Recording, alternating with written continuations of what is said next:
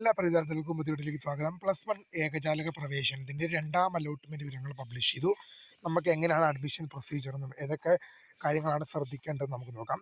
Higher secondary ഏകജാലക പ്രവേശനം 2026 അപേക്ഷകർക്കുള്ള നിർദ്ദേശങ്ങൾ. ഈ വർഷത്തെ +1 പ്രവേശനത്തിന്റെ മുഖ്യഘട്ടത്തിലെ രണ്ടാം അലോട്ട്മെന്റ് റിസൾട്ട് കാൻഡിഡേറ്റ് ലോഗിനിൽ പ്രസിദ്ധീകരിച്ചിട്ടുണ്ട്.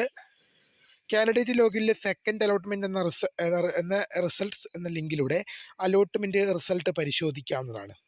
ഇവിടെ വിശദീകരിക്കേണ്ടതായ ഒന്നുമില്ല. അലോട്ട്മെന്റ് ലെറ്റർ അലോട്ട്മെന്റ് ലഭിച്ച സ്കൂളിൽ നിന്നും അഡ്മിഷൻ സമയത്ത് എടുത്ത് നൽകുന്നതാണ്. ഒന്നാം അലോട്ട്മെന്റിൽ താൽക്കാലിക പ്രവേശനം നേടിയ വിദ്യാർത്ഥികൾ ഈ അലോട്ട്മെന്റിൽ ഉയർന്ന ഓപ്ഷനുകൾ അലോട്ട്മെന്റായി ലഭിച്ചിട്ടുണ്ടെങ്കിൽ പുതിയ അലോട്ട്മെന്റ് ലെറ്റർ ആവശ്യമില്ല. അതായത് ഒന്നാം അലോട്ട്മെന്റിൽ നിങ്ങൾക്ക് എന്താണ് താൽക്കാലിക പ്രവേശനം ലഭിച്ചവരാണെങ്കിൽ രണ്ടാം അലോട്ട്മെന്റിൽ ഉയർന്ന ഓപ്ഷൻ ലഭിച്ചിട്ടുണ്ടെങ്കിൽ നിങ്ങൾ എന്ത് ചെയ്യണം? അങ്ങോട്ട് മാറേണ്ടതാണ്. നിങ്ങൾക്ക് പുതിയ അലോട്ട്മെന്റ് ലെറ്ററിൻ്റെ ആവശ്യമില്ല. മെറിറ്റ് കോട്ടയിൽ ഒന്നാം ഓപ്ഷൻ അലോട്ട്മെന്റായി ലഭിക്കുന്നവർ ഫീസ് അടച്ച് സ്ഥിര പ്രവേശനം നേടണം. ഞാൻ ഇപ്പോഴും പറയുന്നു, നിങ്ങൾക്ക് ഒന്നാം ഓപ്ഷനാണ് അലോട്ട്മെന്റായി ലഭിച്ചെങ്കിൽ നിർബന്ധമായും നിങ്ങൾ ഫീസ് അടച്ച് സ്ഥിര പ്രവേശനം നേടണം. താഴ്ന്ന ഓപ്ഷനുകൾ അലോട്ട്മെന്റായി ലഭിക്കുന്നവർക്ക് താൽക്കാലിക പ്രവേശനമോ സ്ഥിര പ്രവേശനമോ നേടാം. ഒന്നാമത്തെ ഓപ്ഷൻ അലോട്ട്മെന്റായി ലഭിക്കുന്നവർ നിർബന്ധമായും സ്ഥിര പ്രവേശനം നേടണം. താഴ്ന്ന ഓപ്ഷനുകൾ അലോട്ട്മെന്റായി ലഭിക്കുന്നവർക്ക് താൽക്കാലിക പ്രവേശനമോ സ്ഥിര പ്രവേശനമോ നേടാൻ സാധിക്കും. താഴ്ന്ന ഓപ്ഷൻ പറഞ്ഞാൽ ഒന്നാമത്തെ ഒഴികെ മറ്റേത് ഓപ്ഷൻ ലഭിച്ചാലും നിങ്ങൾക്ക് പെർമനൻ്റ് ആയിട്ട് എടുക്കാം, ടെമ്പററി ആയിട്ട് എടുക്കാം. അലോട്ട്മെന്റ് ലെറ്ററിൽ രേഖപ്പെടുത്തിയിട്ടുള്ള ഫീസ് മാത്രമേ അടയ്ക്കേണ്ടതുള്ളൂ.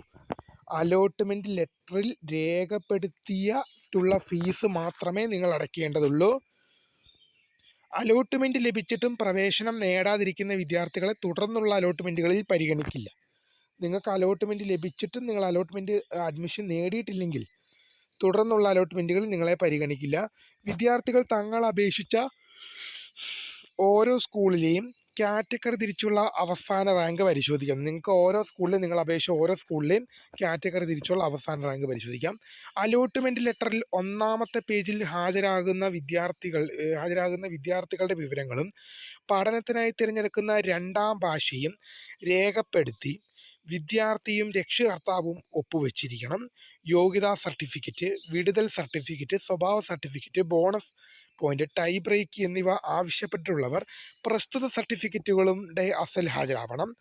യോഗ്യത തെളിയിക്കുന്ന സർട്ടിഫിക്കറ്റുകൾ ബന്ധപ്പെട്ട ബോർഡുകളിൽ നിന്ന് ലഭിക്കാത്തത് വിദ്യാർത്ഥികൾക്ക് അസൽ സർട്ടിഫിക്കറ്റുകൾ ഹാജരാക്കാൻ സമയം അനുവദിക്കുന്നതിന് പ്രവേശനത്തിനായി വിദ്യാർത്ഥികൾ സ്വയം സാക്ഷ്യപ്പെടുത്തി സമർപ്പിക്കുന്ന യോഗ്യത തെളിയിക്കുന്ന പകർപ്പുകൾ സ്വീകരിക്കുന്നതാണ്. ആവശ്യമെങ്കിൽ സ്കൂൾ അധികൃതർ ഔദ്യോഗിക വെബ്സൈറ്റുകളിലൂടെ പ്രസ്തുത റിസൾട്ടിൻ്റെ സാധ്യത ഉറപ്പാക്കുന്നതിന് പ്രവേശന സമയത്ത് വിടുതൽ സർട്ടിഫിക്കറ്റും സ്വഭാവ സർട്ടിഫിക്കറ്റും നിർബന്ധമായും ഹാജരാക്കണം. അലോട്ട്മെൻറ്റ് ലഭിച്ച എല്ലാ വിദ്യാർത്ഥികളും 2022 ജൂൺ 22 രാവിലെ 10 മണി മുതൽ ജൂൺ 23 വൈകിട്ട് 5 മണി വരെ സ്കൂളിൽ ഹാജരാവേണ്ടതാണ്. രണ്ടാം അലോട്ട്മെൻറ്റിൽ പ്രവേശനം ലഭിച്ചവർ ജൂൺ മാസം 22 മുതൽ 22 രാവിലെ 10 മണി മുതൽ 23 വൈകിട്ട് 5 മണി വരെ ഹാജരാവേണ്ടതാണെന്നുള്ളത് ശ്രദ്ധയിൽപ്പെടുന്നു. ഇത്രയും പ്രധാനപ്പെട്ട അപ്ഡേറ്റ് ആണ്. അപ്പോൾ പുതിയ കാണുന്നതിന് വേണ്ടി ബൈ.